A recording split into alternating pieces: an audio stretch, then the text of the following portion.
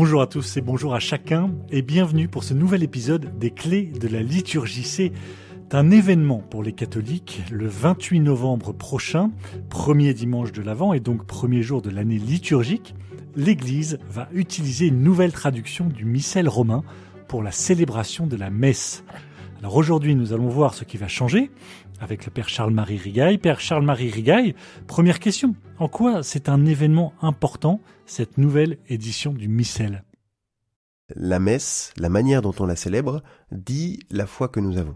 Et donc, quand on a un missel qui fait l'unité de l'Église et qui dit ce que nous célébrons, on est en train de parler de la foi. On n'est pas en train de parler de rubriques ou de petits textes qui changent. On est en train de poser notre foi. Donc il est destiné aux prêtres, mais pas seulement. Il est destiné à tous ceux qui vont participer à l'Eucharistie. Donc on peut imaginer que des fidèles puissent venir à la messe avec cette nouvelle traduction pour suivre la messe. Alors il va y avoir, je suppose, une production littéraire suite à la promulgation de ce nouveau missel. Évidemment, le missel tel qu'il est conçu aujourd'hui, le missel romain qu'on pose sur l'autel, il est pour le célébrant. Il est pour le célébrant et en fait c'est un très beau livre qui est fait pour durer plusieurs dizaines d'années et donc il est assez cher. Donc évidemment, il n'est pas à la portée de celui qui s'y intéresserait. Il va y avoir des éditions peut-être pour les fidèles. Exactement. Il y aura des éditions pour les fidèles. Il y aura au début des petites fiches pour aider les fidèles à voir quels sont les changements. Rappelez-vous, en 2017, il y a la 6e demande du Notre Père qui avait changé. Ne nous laisse pas entrer en tentation avait remplacé ne nous soumet pas à la tentation. Mais c'était déjà un premier mouvement. Et c'est ce genre de choses qui va arriver avec la promulgation du nouveau missel. Et que nous allons voir dans quelques instants. Mais alors d'abord, la question c'est pourquoi il y a une nouvelle traduction comme ça et qui décide de mettre en place cette nouvelle traduction et comment s'organise ce travail ? Alors c'est une organisation assez complexe dans la mesure où tout a commencé en 2002. Vous avez bien entendu, hein. Je me suis pas trompé, j'ai pas dit 2012, c'est 2002 effectivement. Il y a quasiment 20 ans. Il y a une nouvelle édition latine qui fait l'unité, donc le livre de référence qui est le missel de l'édition typique comme on dit, qui est promulgué. Et à ce moment-là, c'est Jean-Paul II qui demande aussi dans une instruction qui s'appelle Liturgiam Authenticam, qui demande à ce que le texte avec lequel on célèbre la messe soit assez proche du latin, avec une grande fidélité à la traduction line pour garder une unité dans toute l'Église, puisque vous savez que le missel est utilisé depuis la Chine jusque l'Amérique du Sud, et donc que nous puissions avoir une communion et que chaque langue ne fasse pas trop d'adaptation à son propre style ou son propre modèle pour avoir une plus grande communion. Donc traduction pour une plus grande communion dans le monde. Voilà. Et après, le pape François lui-même intervient en disant, je pense qu'il y a quelques principes qu'il faut retrouver dans la traduction. Et donc ça, c'est le pape François qui le dit. Et il dit, je voudrais 3 fidélités. Je voudrais une fidélité au texte latin, ce que Jean-Paul II avait demandé, une fidélité à la langue dans laquelle il est traduit. En l'occurrence, nous parlons du français. Mais du français, je vous le rappelle, ça ne s'adresse pas que aux Français. Ça s'adresse à la totalité du monde francophone. C'est ce qui explique que ça prenne du temps. Et aussi à l'intelligence du texte qui va servir à la prière. Donc il faut que, évidemment, ce soit correct dans la langue de départ, correct dans la langue d'arrivée, et que ça favorise la prière. Ce qui rend les choses assez compliquées, il faut le reconnaître.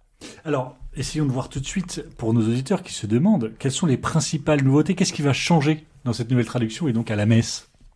Alors, il va y avoir une quantité de petits changements que les gens percevront ou ne percevront pas forcément, qui n'ont pas d'importance théologique majeure. Il ne s'agit pas, comme nous l'avons évoqué, d'un nouveau missel. Il s'agit de la traduction, d'une nouvelle traduction du missel qui reste le même. Donc évidemment, il n'y aura pas de changements colossaux.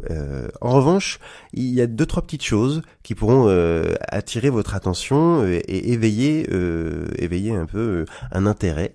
Par exemple, dans la nouvelle traduction, on a rajouté 2-3 éléments, par exemple, pour favoriser le recueillement dans la liturgie. Ça, c'est un point important.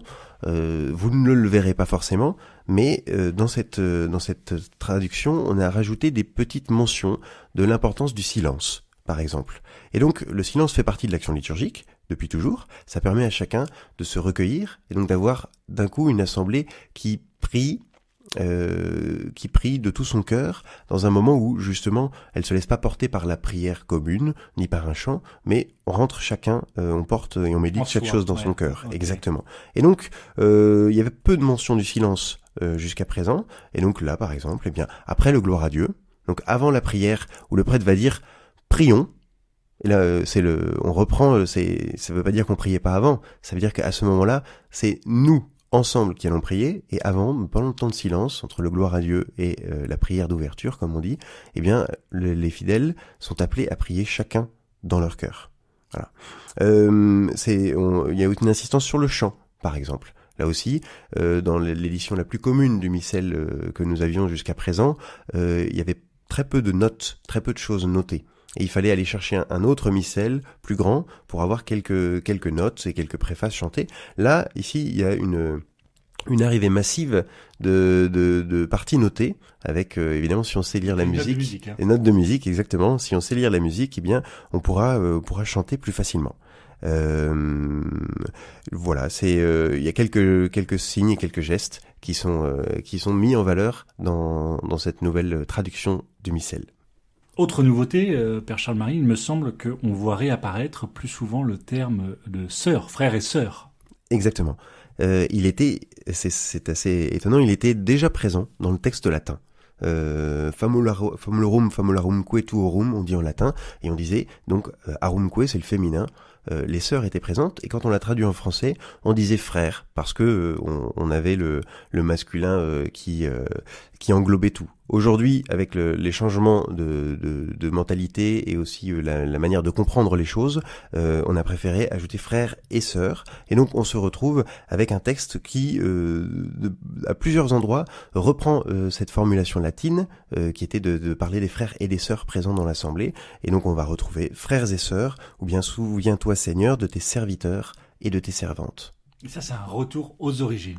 En partie, et aussi une adaptation à la mentalité moderne qui pouvait être un peu blessée ou vexée de ne voir que frères, alors que c'était pas du tout l'idée au départ, mais certains pouvaient mal le comprendre.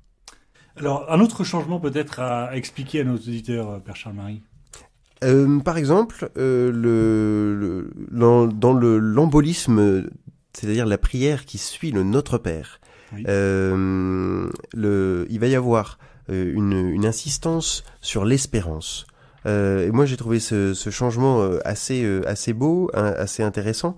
Vous savez, peut-être juste après le Notre Père, on se tourne, on dit délivre-nous de tout mal Seigneur et donne la paix à notre temps, et là par quelques changements de phrases on va entrer dans quelque chose où on insiste sur cette espérance, sur le fait, on va souligner qu'il y a vraiment quelque chose qui nous pousse vers l'espérance, et on va dire nous qui attendons que se réalise cette bienheureuse espérance, l'avènement de Jésus-Christ, notre Sauveur.